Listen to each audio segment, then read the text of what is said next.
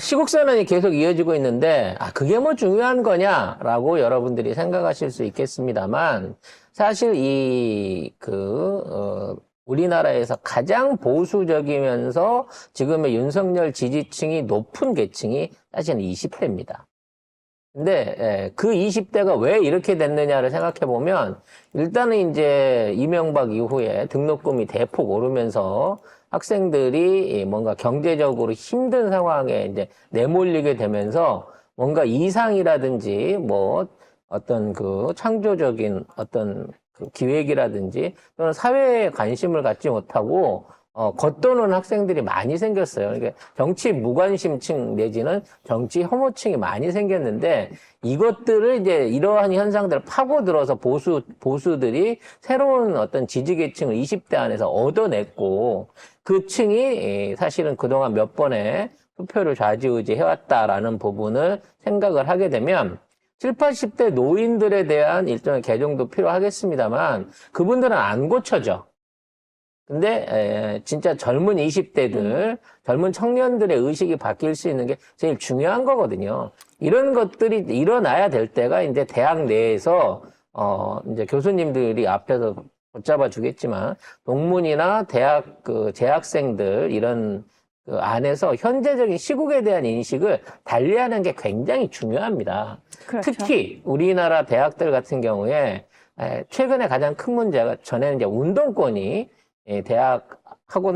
대학가를 전반적으로 그 컨트롤하고 리더십을 발휘하고 있을 때만 하더라도 어떤 시국에 대한 어떤 민족에 대한 통일에 대한 이와 같은 열망주대들이 그들 앞에 있었어요. 그렇죠. 네, 근데 이게 한 10여 년 전부터 대학가의 학생회 전체가 거의 전체라고 봐도 괜찮은 숫자들이 전부 다 종교계, 이게 종교 쪽, 그나마 건전한 기독교 이런 제대로 된 불교 이런 게 아니라 어떤 종파를 알 수 없는 이상한 정치적 성향을 가진 변형된 종교계 단체들한테 많이 매수가 된 부분도 사실은 우리 20대 청년들이 보수화되는 데 있어서 결정적인 역할을 했었거든요.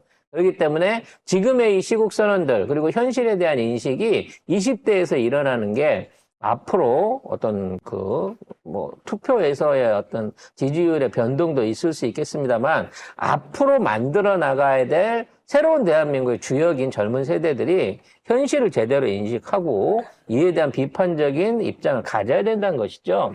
아니, 구독유지님이 기독교가 건전하다고? 아니요, 진짜 건전할 수 있는 기독교들이 있잖아요. 네, 아니 진짜 종교재단에서 만든 분들도 있죠. 대학들도 얼마든지 있습니다. 근데 그런 쪽까지도 전부 다 사이비 종교나 어떤 이런 종교계의 바탕을 두고 있는 학생회에 넘어가게 되면서 우리 학생들의 어떤 그 정치적 의식이나 시민 의식들이 많이 흐려졌다는 부분에서는 참 걱정하는 부분이에요.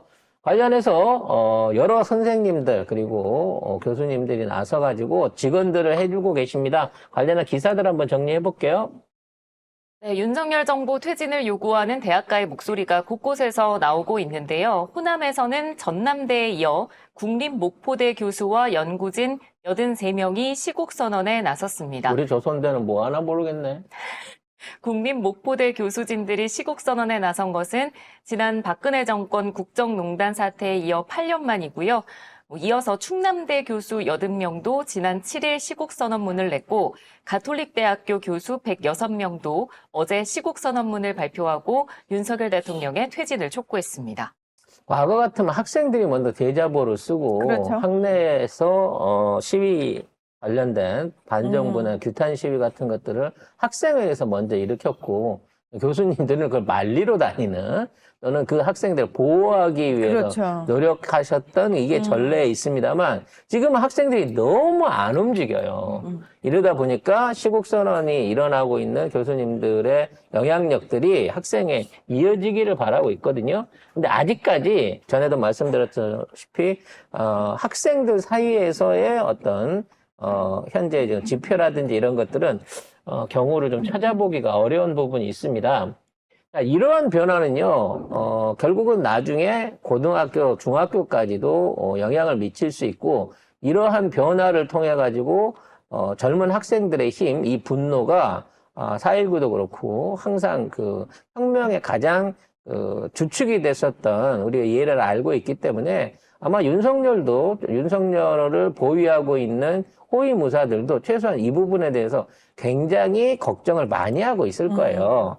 그래서 막 한때 청년공약들로 꼬셔보려고 여러 가지 공약들을 내지 않았습니까? 무슨 그 역세권에 임대주택을 주겠다부터 시작해서 등록금을 할인해주겠다. 온갖 청년 관련된 공약들을 다 꺼내놨죠. 근데 그런 공약들 중에 하나라도 지켜진 게 있습니까? 본인이 말을 해놓고도 본인이 말한 줄도 모를 겁니다. 심지어는 어디를 찾아가갖고 청년들을 위해서 무슨 기금을 마련하겠다 내지는 이와 관련된 뭐를 지원을 하겠다고 하면 거기 예산이 없어져 버리는 진짜 희한한 마이너스의 손 같은 정책들을 해온 거예요. 그게 나타나면 무서운 거야. 그렇죠. 나타나면 안 되는 거죠. 네. 예, 정말 파괴왕이죠, 파괴왕. 그렇죠. 공약 파괴왕이었죠. 지가 만든 거 지가 스스로 파괴하는. 지금 돌이켜보니까 지가 만든 게 아니더라고. 그렇죠. 건의가 만든 거더라고. 네. 그래서 이러한 시국선언이 이어지고 있지만 또 이러한 시국선언을 걱정하는 게 아니라 두려워하는 윤석열 정부의 압박과 어떤 강제력이, 물리력이 과거에 어떤 정부에서도 볼 수 없었던 군사정권에나 볼 수 있었던 수준으로 이게 탄압이 강화되고 있는 느낌입니다. 윤태진 투표 관련한 농성 학생들을 결국은 경찰이 강제 영향을 한 최초의 사례가 지금 나타나고 있습니다. 윤석열 대통령 퇴진 국민투표 허용을 놓고 국립부경대학교에서 벌어진 갈등이 결국 공권력을 동원한 해산 사태로 이어졌습니다.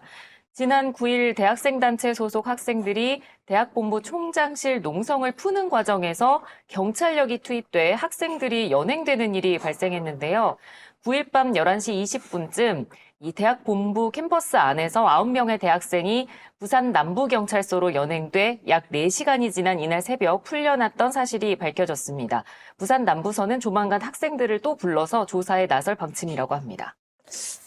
지난주부터 이런 움직임에 대해서 말씀을 드렸습니다. 시위를 차단하는 경찰들 그리고 시위대의 어떤 진압 방법이 매우 폭력적으로 됐고 그로 인해서 피해자들이 굉장히 많이 생겼음에도 불구하고 경찰은 오히려 질서 유지 차원에서 한 것이고 정당하고 그리고 그러한 물리적인 그 진압에 대해서 사과하지 않겠다라는 태도를 꺼내고 있거든요. 아이고. 결국 이거 자체가 나중에는 이제 공안 사건 내지는 반정부 시위 같은 걸로 해갖고 학생들을 억압하는 또는 이러한 시민단체들을 억압하는 쪽으로 나타날 것인데 사실상 이런 행위가 불법이라는 거예요. 그러니까 윤석열 정부 퇴진운동을 하는 게 우리나라에서 불법은 아닙니다. 그냥 언론과 집회와 어떤 그 사상의 자유가 있기 때문에 현 정부가 잘못한다 그러면 얼마든지 할 수 있는 일이거든요. 더군다나 학생들 같은 경우라 그러면 지성의 상징으로서 이런 것들이 이제 일어났다는 게 정말 뒤늦게 일어나는구나 하고 생각할 수 있는 부분인 건데 이걸 갖다가 물리력을 행사해갖고 강제 연행을 시도했다는 거죠. 되게 웃겨요. 여러분, 이 글에 들어가면은, 기사에 들어가면 밑에 이제 댓글들 중에 본인이 부경대 학생이라고, 재학생이라고 막 글을 쓰거든요. 그런데 이 사람, 제가 어떤 사람이지? 이러고 프로필을 봤어요. 근데 활동을 2012년 8월 7일부터 활동을 해요. 무슨 대학생이 12년째 대학생이야? 졸업생? 그러니까 재학생이래. 부경대 본인이? 재학생인데 도대체 나이가 어떻게 되는 거죠? 그럼 최소한 32이네. 20살 때 입학을 했다고 치고. 아니, 그러니까 대학생 때 시작은 안 했고 중고등학교 때 했다 하더라도 이 사람도 재학생 나이가 맞는지 모든 게 다 의문스러운 상황이고요. 제가 봤을 때는 얘네들 또 이제 댓글 프레임을 이런 식으로 끌고 가는 것 같아요. 그러니까 이 학생들 자체에 어떤 문제가 있었다라는 식으로 내가 여기 학생인데 라는 식의 프레임으로 지금 뭔가 이렇게 오더가 내려온 것 같습니다. 댓글이. 그러니까 미연에 방지하자라는 차원에서 이 강경 진압을 하는데 솔직히 이 경우는 이대에서 최순실 딸 관련한 입학 취소 그 시위가 있었을 때 경찰관들이 이래 여학생들 억지로 끌고 나온 이후에 이런 꼬라지를 처음 봐요. 민주국가에서 이건 정치 기본권의 침해입니다. 아니 이걸 한다고 해서 무슨 뭐 과격 시위를 하기를 했어요. 학내에 모여가지고 총장을 비롯한 학생들한테 이와 같은 요구의 정당성을 밝히고 의사 표현을 한 것밖에 없는데 이걸 갖다가 왜 경찰이 학내에 투입돼가지고 학생들을 무슨 명목으로 강제 연양을 하냐는 거지. 결국 이거는 지들 스스로가 이러한 활동에 대해서 두려움을 겪고 있다는 거예요. 조만간 송작가 TV에도 갑자기 경찰이 들어서갖고 저를 잡아갈지도 몰라요. 방송하고 있는데 들어온다고? 응. 그러면 생방으로 다 그게 나갈 수 있는 경우가 생길 수 있다니까? 그런 미친 짓을 하고도 남을 것 같긴 합니다. 네. 네. 물론 오시게 되면 항상 욕을 많이 하고 직접적으로 대통령과 영부인한테 욕을, 전 존경심을 갖고 있는 사람이에요. 우리 문 하나부터 꼭 잡아가야 나부터 됩니다. 잡아가라! 네, 저는 잡아가지 마시기를 일단 부탁드리고 나부터 잡아가라! 오늘 문 한번 하나를 해보자. 잡아가고 난 다음에 참고인이 필요하시면 저는 자진 출두할 거니까 저는 그렇게 몸이 약하거든요. 물리력으로 끌고 가지 않으셨으면 좋겠어요. 근데 이런 행위들이 대학생에게만 국한되는 게 아니라는 겁니다. 지난주에 토요일에 집회를 가졌던 민노총 회원들 중에 경찰하고 충돌이 있었고 물리적 충돌에 의해 가지고 병원에 지금 입원해서 치료를 받고 있는 노동자들에 대해서도 강제로 병원에 들어가 갖고 이 사람들을 체포해서 끌고 갔습니다. 그래서 경찰 조사를 받게 만들었죠. 심지어 국회의원, 갑자기 성함이 생각이 안 나네요. 그 당시에 진입 현장에 같이 있었던, 사회당의 한창민 국회의원 네. 같은 경우에는 대표님. 갈비뼈가 부러지고 손목에 인대가 늘어날 정도의 부상을 당했다고 이거를 뒤늦게 2, 3일 지나가지고 병원에 가서 어저께 확인을 받은 겁니다. 그러니까, 잘 모르는 사람 이러면 국회의원하고 얘기를 하든 아니면, 우리가 정당한 시위를 있다고 항의하는 그거에 상관없이 막 몰아붙이고, 막 잡아가는 거지. 막 잡아갖고 폭력적인 어떤 진압을 시도를 했다는 거예요. 그래 놓고 이걸로 인해서 우리 쪽이 이제 반대로 더 저항을 하거나 더 격렬하게 저항을 하게 되면 이걸 확대시켜가지고 이게 불법적이고 폭력적인 시위를 주동하고 있다. 이 모든 거에 배후에 이재명과 민주당이 있다라고 몰아가려고 이 짓거리를 한단 말이죠. 아유, 정말.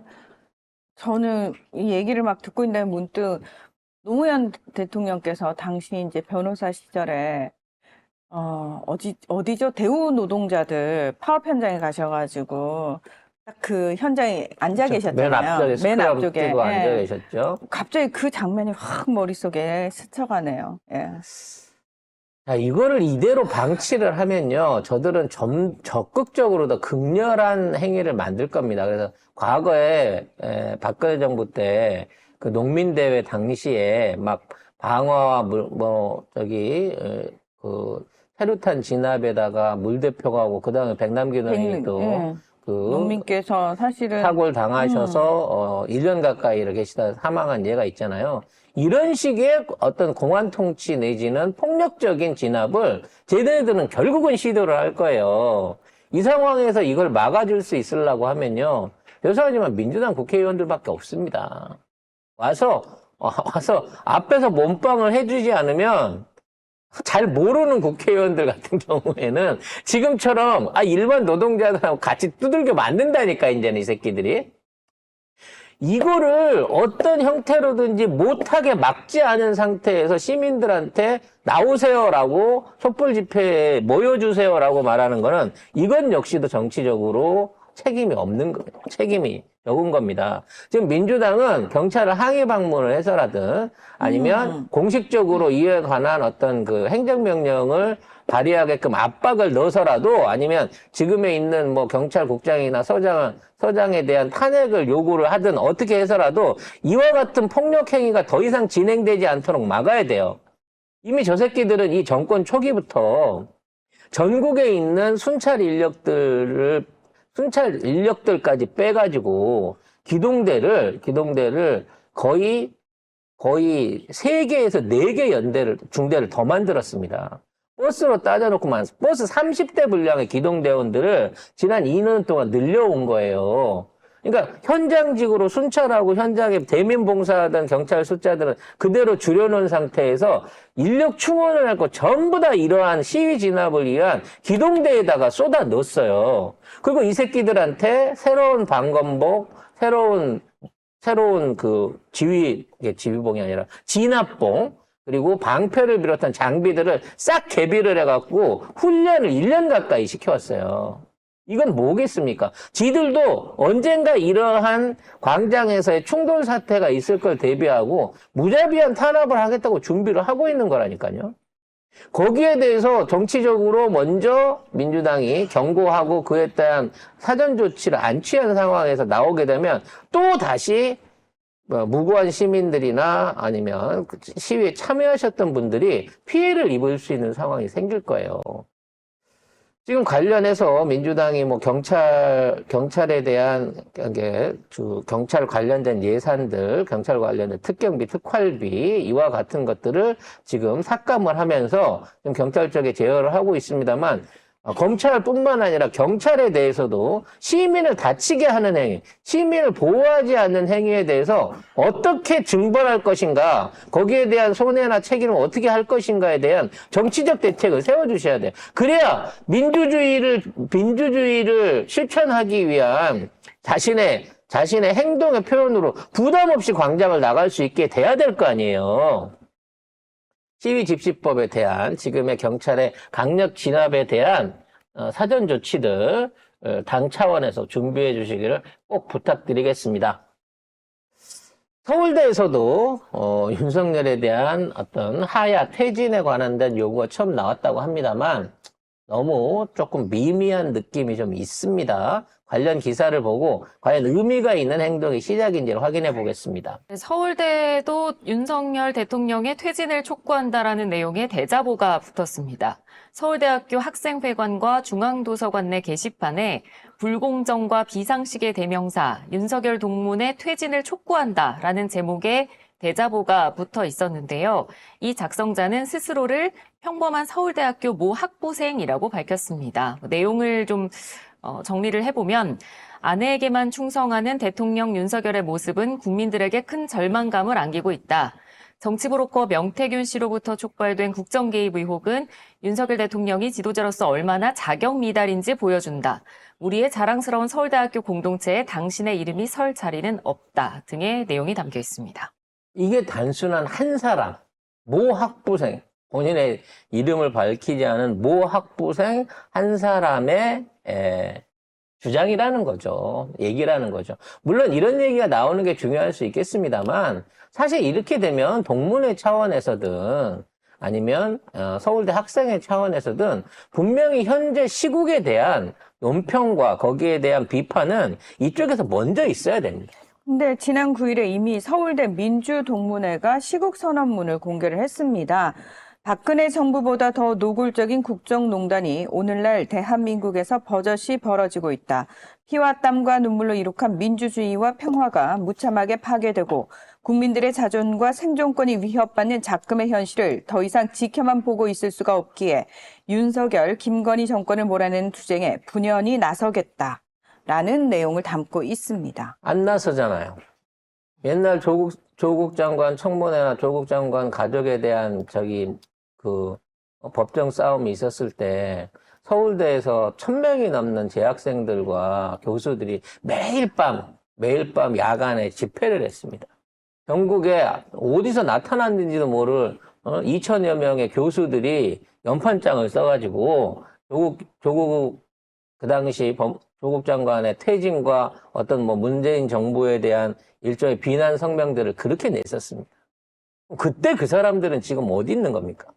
지금 있는 작금의 현상이 딸의 표창장을 위조했다고 또는 이익으로 얻지도 못한 비상장 주식에 대한 이익 10억을 뇌물로 취급해가면서 침소봉대하면서 마치 나라 말아먹은 것처럼 엄청난 범죄인 것처럼 얘기를 할 때 그 모든 게 무혐의가 되고 끝나가고 있는 이 상황에서 확실한 증거가 있고 수십억의 수익을 올렸고 자기 장모 처가를 위해서 고속도로를 비틀었고 수없이 많은 공천 개입과 이 국정농단을 하고 있는 이 정부에 대해서 왜 지금은 이걸 비난하고 여기에 대한 시정 내지는 규탄을 하고 있는 제대로 된 지성인들이 없냐는 얘기입니다. 대학별로 나눠갖고 서로 하는 거 큰 의미 없어요. 그러다가 끝나버리니까 대학연합, 학원연합 아니면 뭐 서울 지역 뭐 학생회 연합